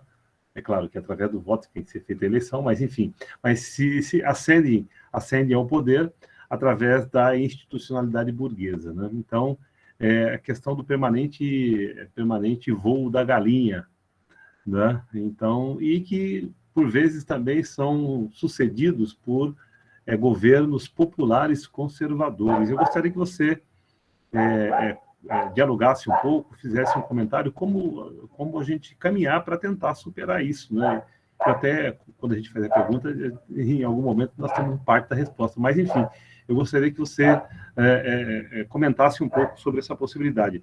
A outra questão, muito rapidamente aqui, é também a inserção da esquerda institucional como perspectiva de caminhar para superar, né, esses limites que estão postos para a esquerda dentro da institucionalidade burguesa, né? Ou seja, a gente tem um aparato, essa estrutura de poder, ela é controlada pela burguesia, a estrutura jurídica é controlada pela burguesia, né? E nós aqui tentando administrar, né? Tentando administrar os governos de esquerda, quando se elege, né? Tentando administrar por dentro, né? E com sérios limites que um congresso como esse, que provavelmente será eleito, impõe a essa possibilidade de fazer avanços, mais uma vez, limitados aí para garantir direitos, alguns direitos para a classe trabalhadora. Eu gostaria que você comentasse um pouquinho a respeito disso. Obrigado, Mauro. O Aguinaldo é o próximo. O Aguinaldo também é da coordenação da Escola Cidadania. Boa noite, Aguinaldo. Tudo bem? Boa noite a todas e todos. Na verdade, eu assim, nem tenho pergunta, porque ela, na primeira fala dela, quando ela fala, né, do fracasso por conta da necessidade de se reconstruir uma nova esquerda, né, dos partidos, e não é só no Brasil, ela já respondeu em boa parte a minha pergunta, e eu acho que o Mauro fez uma pergunta aí que vai me contemplar também, e a resposta deve ser longa. E fiquei preocupado, né, com a companheirinha que acabou de falar agora, que parece que não tem saída. E aí a gente volta ao tempo em que eu era criança, né, em que você ouvia muito nos bares, em todos os lugares, que o Brasil é assim mesmo, não tem jeito, né? Então, é necessário, né, eu acho que é a resposta que a Tatiana deu mesmo. É necessário uma transformação muito grande, né, e uma formação muito grande, direcionada para mudar mesmo, para criar, construir, né, construir juntos uma nova esquerda, não só de um só partido, de um só movimento. É só isso, porque aí grande parte estou contemplado aí pelo Mauro e pela que a Tatiana falou um pouco antes também. Legal, Aguinaldo, muito obrigado, hein? Bom, Tatiana, por favor, fique à vontade. Bom, vamos lá. Angelita, é para estar desanimado, mas esse desânimo a gente tem que conseguir até para estar desanimado, porque assim estamos numa situação difícil, uma crise econômica no Brasil e sobretudo, um governo neofascista. E é difícil isso, termos familiares, né? Bom, moro aqui no meu prédio, outro dia também vai em reunião no condomínio, você percebe que está morando no meio de um antro, né? Das pessoas que talvez aderiram a isso, né? Só querem pensar na segurança. A segurança, fala, põe aí a grade onde vocês quiserem, vai adiantar o quê, né? Enfim. Então, assim, eu entendo, mas na psicologia até se fala muito isso, a gente tem que pegar a nossa dor, a nossa indignação e transformar em revolta. A gente não tem outra saída. E a revolta é o primeiro passo. Depois, eu diria, depois a gente tem que se organizar. Você tem que fazer, eu não vou conseguir mudar sozinha. O que é que eu vou fazer? Estar aqui é o primeiro passo, né? E aí a gente tem que pensar nisso muito mais além. Se recolocar o... Por isso que eu falei que a tarefa é grande. Mas é para aqueles que querem grande, que querem um Brasil à altura do que é o Brasil grande também, né? Muitos falam do Brasil gigante, bom, façamos ele ser grande, façamos ele, de fato, ter um projeto, né? Então, acho que, passada a hora do medo, né, do desespero, pela pandemia, pelo bolsonarismo, é pensar o seguinte: houve algumas vitórias recentes. A primeira delas foram inocentar o Lula e deixar ele se candidatar, porque, infelizmente, a gente não conseguiu construir uma outra liderança. Digo infelizmente não porque eu não acho que o Lula não vai ser... Para derrotar o bolsonarismo agora, a chapa Lula e Alckmin me parece que é a melhor opção, né? E que é isso que nós temos que lutar, mas seria melhor se a gente estivesse numa outra conjuntura, num outro contexto, e a gente vai ter que lutar para chegar nele. Né? Acho que é um pouco isso também. Olhar e falar, bom, a tarefa número 1 agora é tirar o Bolsonaro, é destruir o neofascismo, né? E como é que aí a gente vai, a partir daí, construindo as outras questões. Então, assim, não acho também que é só a Constituinte, tá, gente? Então, acho que, assim, vai ter que revogar emenda constitucional que coloca o teto dos gastos, que aí não deixa ter mais investimento em educação e saúde, que o governo Temer colocou. Temos que retomar o controle da Petrobras, né? Temos que retomar a Vale do Rio Doce, temos que fazer uma série de coisas, temos que garantir um SUS efetivo, né? E por aí em diante. São muitas as tarefas. Temos que revogar a reforma trabalhista, né?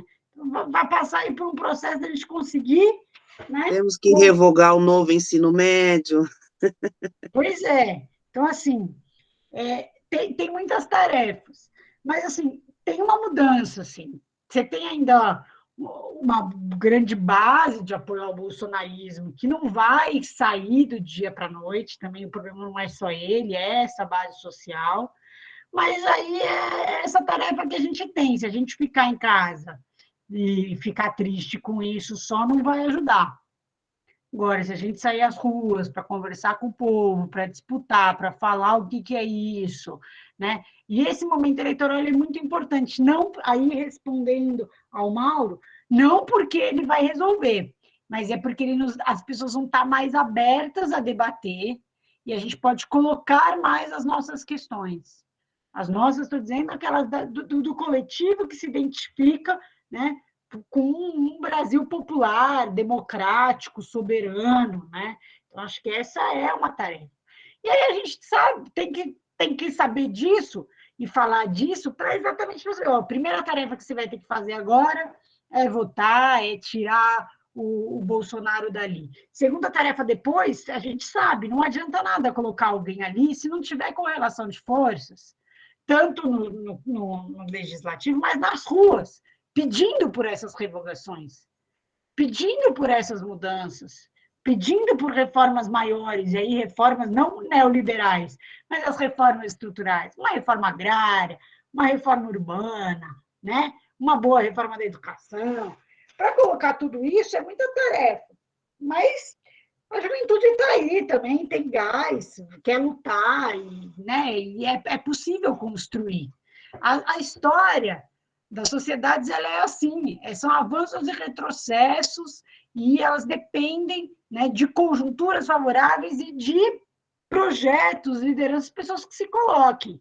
Falavam que não era possível, que não ia ter mais nenhuma mudança. A América Latina assim surgiu ali nos anos 2000. E agora vem surgindo de novo. Agora, Mauro e Aguinaldo falam assim, bom, vamos falar dos limites para a gente não se iludir. De fato, só as eleições não vão garantir. Por isso que eu falei aqui, para a gente refundar a esquerda, refundar o Brasil, pensar nisso, é pensar que há limites. Por quê? Porque há limites constitucionais. Veja, a Constituição de 88 ela tem muitas vantagens na parte social. Ela criou o SUS, ela criou os direitos trabalhistas, tudo mais, mas eles foram parte revogados. Então, e você tem um problema na política, que é o sistema político que foi criado. Então, temos que pensar nisso, tem que pensar, de fato, quem controla essa sociedade. Né? Os limites de um governo Lula foram de que, prioritariamente, a parcela da burguesia, daí não o capital financiarizado, mas, né, é que dirigia, não era um governo dos trabalhadores. A gente conseguiu muitas conquistas de aumento de salário mínimo, de políticas sociais importantes, né? mas você tinha que negociar e pagar muito mais, ou conceder muito mais, que quem dirige é uma parcela da burguesia, né? No caso do governo Lula, tinham construtoras, tinham, né, agronegócio, tinha JBS ali, que trouxe muito mais benesses do que né, quando você prioriza os grupos estrangeiros, priorizam os grupos financeiros, mas não é o suficiente. Então, assim, um projeto de sociedade, por isso que eu chamei muita atenção disso, ele tem que ir muito além, né, para que não seja esse voo curto. Agora, nós precisamos saber que assim, o voo curto é não ter o povo organizado, e a gente tem que saber também qual é a correlação de forças. Então, assim, aproveitar de um momento em que há muitos governos na região à esquerda, isso contribui. A gente tem um imperialismo atuando dentro e fora. A gente vai continuar tendo uma classe média alta controlando o judiciário se a gente não pedir por uma reforma desse judiciário, podendo impetrar golpes, como já fez, prende o presidente que pode ser eleito, e por aí em diante. Então, você vai, né, corrompendo a democracia. Então, eu acho que assim, tem uma tarefa nossa e tem uma questão também que é saber assim, os limites desses governos de voo curto, né, Mauro? Para a gente não culpar apenas o povo ou um determinado governo, é saber assim, existe uma correlação de forças muito difícil. É difícil essa luta. Então, ela precisa ainda mais de organização, de articulação, porque os inimigos são grandes, né? É nesse sentido, mas eu não sei, Angelita, né? Assim, se diante dos inimigos grandes, dos desafios grandes, é melhor recuar e desanimar, ou é melhor vir aqui, se fortalecer e falar, entendi, temos um norte, vamos fazer, né? E acho que é melhor, dizia já as lideranças políticas, né, assim, mais sábias, que é melhor morrer lutando do que de joelhos, né? E acho que a gente pode se inspirar um pouco nisso, as grandes revoluções, as grandes mudanças sociais, né, e políticas vieram disso, de povos que ousaram. Quem imaginava que uma ilha como Cuba, em 59, do lado dos Estados Unidos, ia conseguir fazer um processo, né? Quem imaginava que a China, depois de 49, ia chegar hoje a uma grande potência, né? E por aí em diante. Então, assim, não temos por que achar que não há saída. A ideia de que não há saída foi aquilo que nos venderam para o neoliberalismo. Não temos saída, busca a sua individual, não dá para você abrir ali no seu jardim, no seu quintal, uma vendinha e você começar a ganhar um pouquinho mais. Não, não é isso que você quer. Você quer uma sociedade que a maioria seja igual, que seja outra, que as mulheres tenham outro papel, que a classe trabalhadora tenha outro papel, então vamos lutar coletivamente por isso, né? Acho que é nesse sentido, sabendo aí esses limites da luta. Acho que elas se colocam em todas as esferas, elas se colocam nessa esfera institucional e eleitoral, mas elas se colocam muito mais fora, né? E nos bairros, como vocês estão fazendo, né? Nos sindicatos, nas universidades e por aí em diante. Acho que é fazer algo bem coletivo, espraiado, grande, falando sobre isso. Queremos refundar a esquerda e queremos refundar o Brasil. Eugênio, seu microfone está desligado de novo. Eu ainda aprendo, eu ainda aprendo. Bom, nós estamos com mais uma pessoa inscrita, que eu me lembro, o Antônio Augusto. Não sei se tem mais alguém. Eu até pediria, aí tenha, Bernardo, se eu esqueci alguém, mas parece-me que é só ele. Se for só ele, eu estava pensando, Tatiana, que a gente ouvisse, e você respondesse, e aí a gente entra para a parte final, pode ser? Tem duas pessoas, Gonçalo, tem o Aguinaldo e o Antônio. Tá? O Aguinaldo primeiro e depois o Antônio. Aguinaldo, eu não, deve ter algum, ou eu apertei sem querer, eu não. Tá bom, desculpa. Não, tá legal, tá bom. O Antônio Augusto, boa noite, por favor, a sua contribuição.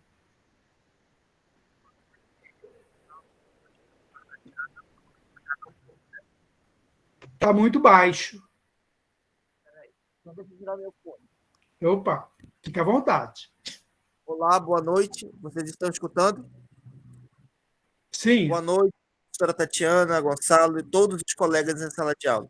Eu sou o Augusto, eu falo aqui do estado do Amazonas, estou acompanhando a aula. Aqui também eu estou nessa resistência da seguinte forma. Aqui no município de Itacoatiara, eu me identifiquei, né, importantes lideranças com uma ideia progressista, a favor do SUS, a favor da ciência, gente que tem esse tipo de pensamento. E aqui na minha cidade, nós temos uma onda muito conservadora. Além de ser uma onda conservadora, é uma conservadora ignorante, tipo assim, não entende nada de políticas públicas, não tem interesse em conhecer, não entende o que é legislativo, o que é judiciário, é uma confusão muito grande. Isso é muito difícil mobilizar, sabe? Porque, por exemplo, vou dar um exemplo mais prático do que eu estou falando. Eu estou na Amazônia e no município onde eu moro, que é Itacoatiara, a nossa área rural é gigantesca, muito grande mesmo. Então, quem manipula a informação, quem detém o conhecimento lá, são comunidades evangélicas. E o pastor, por ignorância ou não, ele induz a comunidade, as famílias, a pensar de acordo com a orientação política nele.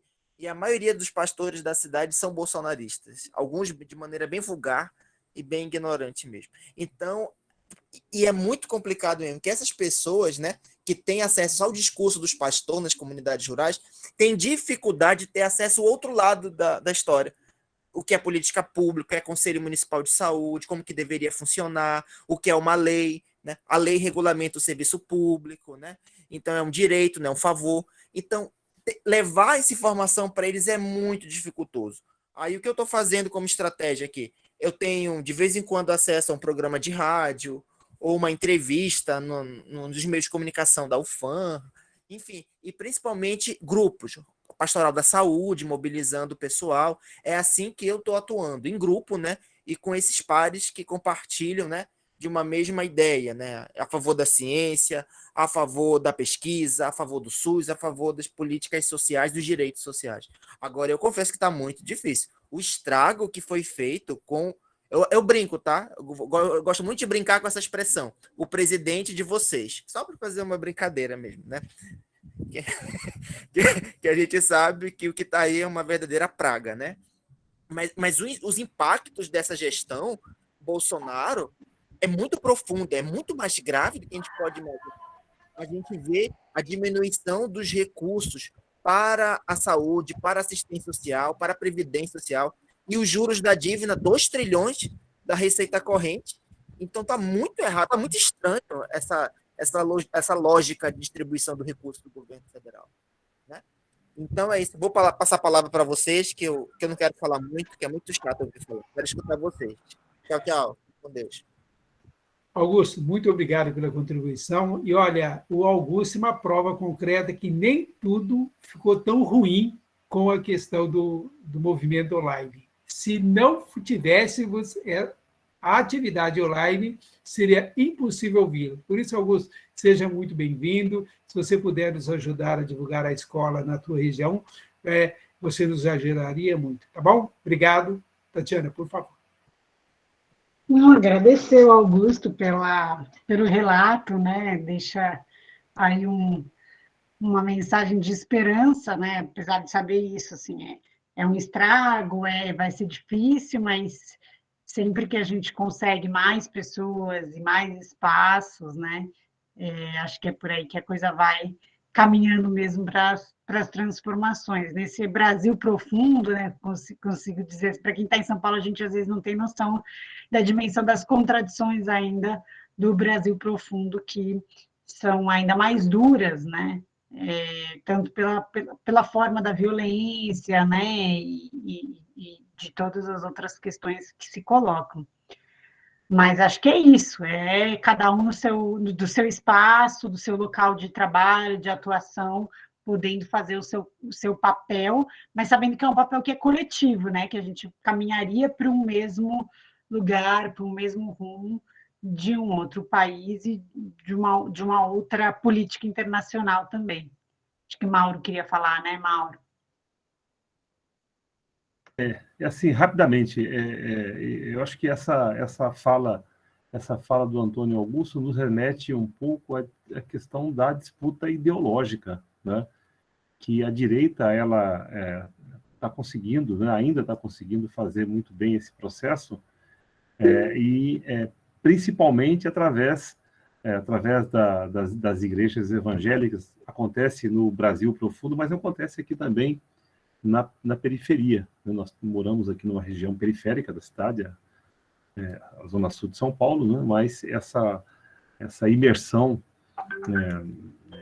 e a disputa ideológica acontece aqui também, né? De maneira muito, muito intensa. Acho que isso é importante a gente pegar e se você puder falar um pouquinho mais, e como a esquerda ela se apresenta para fazer essa disputa, tendo em vista que eu costumo dizer o seguinte: a gente tem aqui na nossa região uma estação de metrô, né, que é uma das maiores, que recebe milhares e milhares de pessoas todo dia.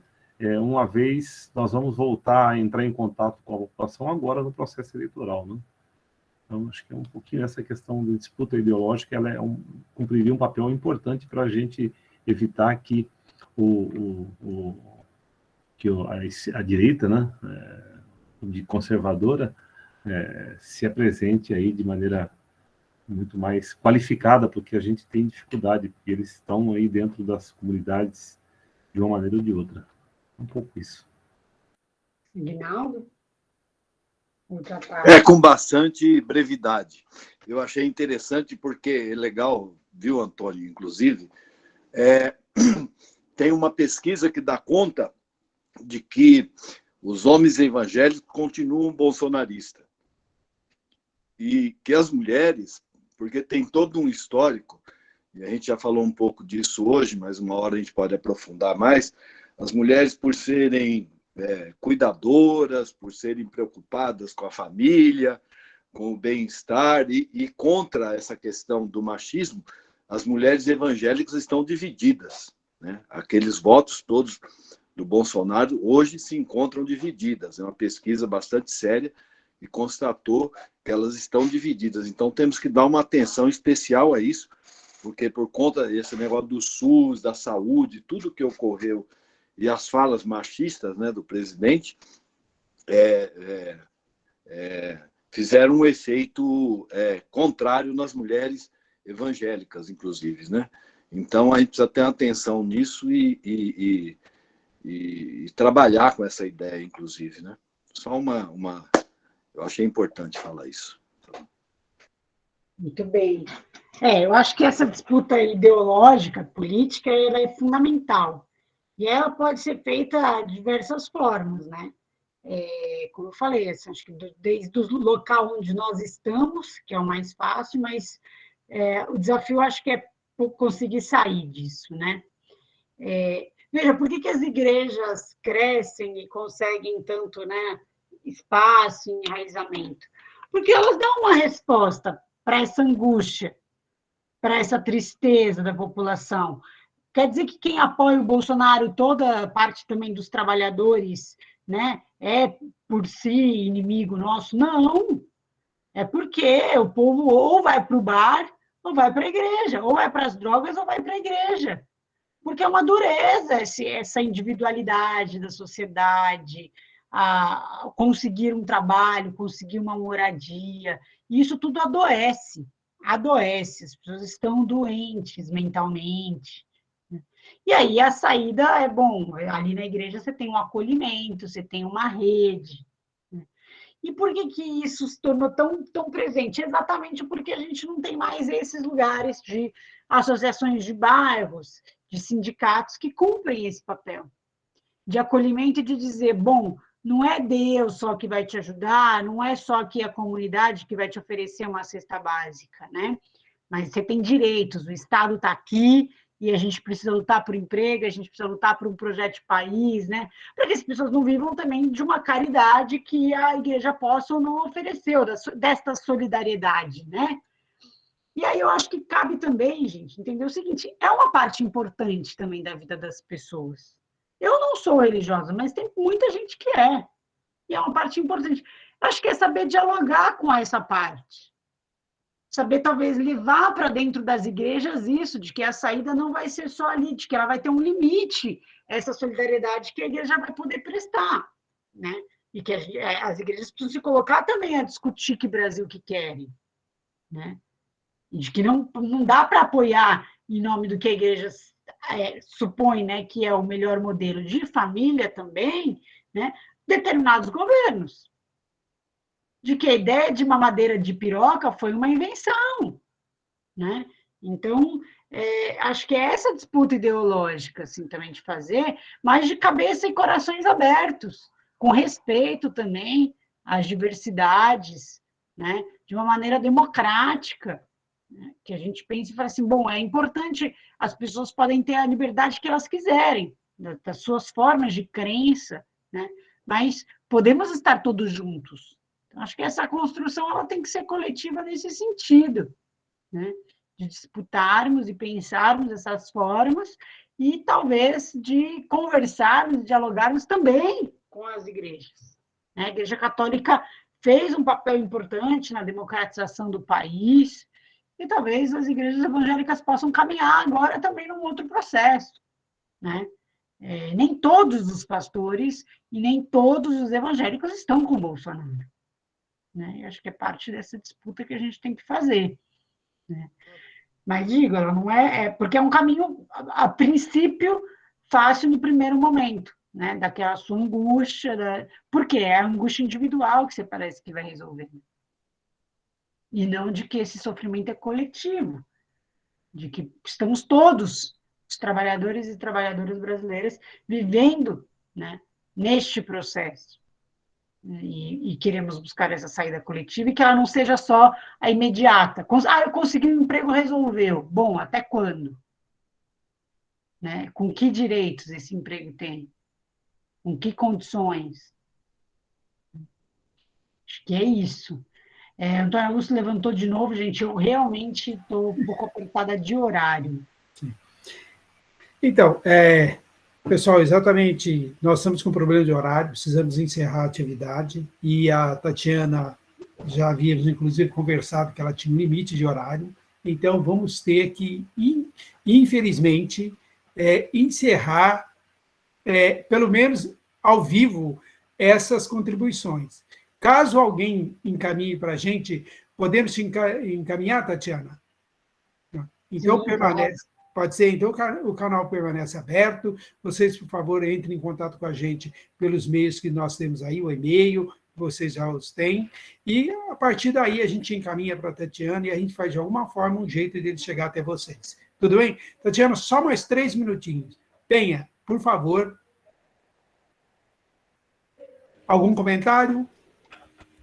O comentário é agradecer a Tatiana, foi uma ótima aula, e principalmente essa questão da gente não perder a esperança, né? Isso quando a gente se une, quando a gente se reúne, quando a gente tem a possibilidade de se escutar, de falar, né? Ainda que nós não nos encontremos, mas essa possibilidade da gente poder expressar o que está sentindo, num grupo, isso já ajuda bastante também, acaba um pouco com essa ansiedade, com essa angústia. E isso, saber que juntos a gente pode, né? Nós temos aqui não desanimar desses encontros, dessas partilhas, para a gente conseguir construir um espaço novo, uma nova nação. Muito obrigado. Obrigado, Penha. Bernardo, por favor. Obrigado, só agradecer a Tatiana pela aula, um prazer ouvi-la, né, poder compartilhar essas reflexões aí. E vamos continuamos então na próxima aula, e aguardamos todas e todos. Até lá. Tatiana, em nome da coordenação, eu quero te agradecer pela aula, realmente uma excelente aula. Você abriu um monte de flancos que serão tratados durante o curso, foi fantástico a contribuição. E vocês que participaram, espero que vocês tenham gostado da aula, tanto quanto eu gostei. E você, Tatiana, espero que você também tenha gostado, porque essa escola tem um problema. Olha, uma vez aqui dentro não sai mais. Olha, volta e meia, é lembrado. Olha, você não tem ideia como essa coordenação dá trabalho, tá bom? Tá? Espero que você realmente tenha gostado. Muito obrigado. Olha, de fato, você preencheu tudo que nós esperávamos, tá bom? Muito obrigada. Estou saindo muito reenergizada. É muito bom ver pessoas indignadas, questionando, né, pensando.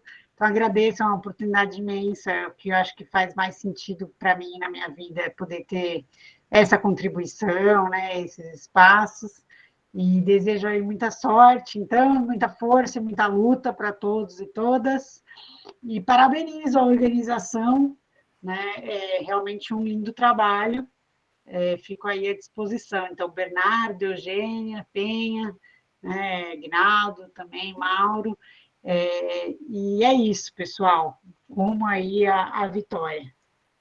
Legal. Até mais. Um abraço, boa noite. Obrigado, Tatiana, boa noite. E em nome aí do Augusto, então, eu agradeço pela distância que ele está,